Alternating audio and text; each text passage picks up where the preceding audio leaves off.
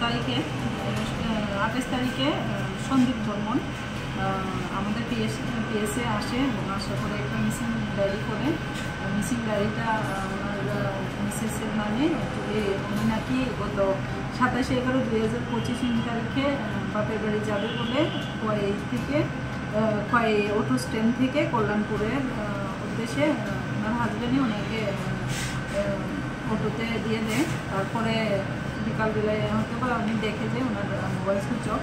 তারপরে খবর টবর নেওয়ার পরে জানতে পারে যে ও নাকি বাপের বাড়িতে যায়নি।